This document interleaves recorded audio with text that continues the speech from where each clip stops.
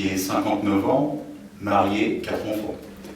Je suis commercial et j'appartiens donc à un mouvement politique qui s'appelle le Parti de la France, qui est un parti relativement récent puisqu'il a été créé en 2009 par Karl Landon. Nous présentons à ces élections législatives à peu près une centaine de candidats en France sur les 577 circonscriptions. Par conséquent, malheureusement, nous n'avons pas une représentativité nationale.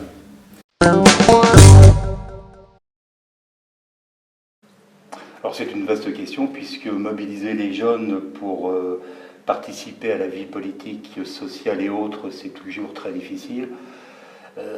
Selon moi, au niveau des partis politiques, je pense que la meilleure intention pour eux, c'est de les responsabiliser, c'est de les rendre actifs à l'intérieur des partis politiques, car je pense que dans les grands partis, il y a comme une sclérose au niveau des postes, au niveau des responsabilités.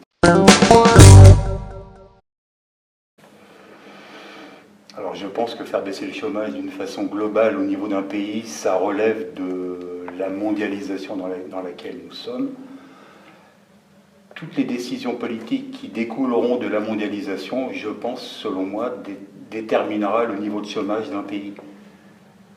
Au Parti de la France, nous sommes contre la mondialisation. Nous sommes pour une protection intelligente du pays, pour favoriser justement les entreprises, quel que soit leur domaine, et être compétitives au niveau mondial. Voilà. Pour baisser le chômage, après il y a bien sûr plein d'actions à entreprendre. Je crois que la première, c'est essentiellement l'exonération. Un employeur, s'il est exonéré tout ou partie de ses charges, sera d'autant plus encouragé à recruter.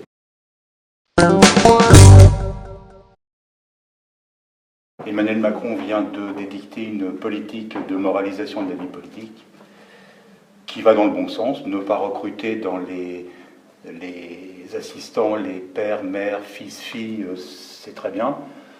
Je crois que pour clarifier la situation, selon moi, il faudrait que dans toutes les notes de frais, les dépenses d'argent, de budget, que tout soit clair, que tout soit déclaré, ce qui pourrait éviter des détournements, des cachotteries, voilà.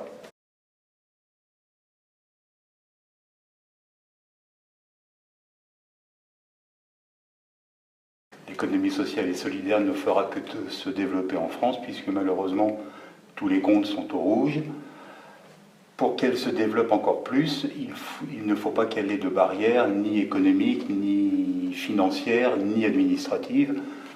Dans la vie de tous les jours, ça veut dire qu'il faudra qu'il n'y ait aucune résistance en la matière. Voilà.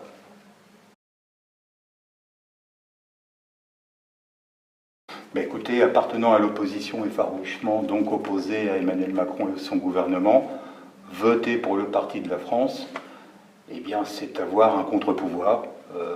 Le rôle d'un député d'opposition, c'est réellement de s'opposer, de rester néanmoins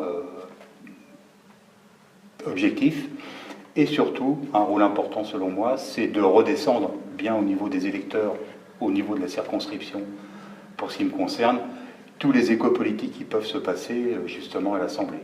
Voilà. Que l'électeur soit très très au courant de ce qui se fait. Voilà. Un rôle d'information important.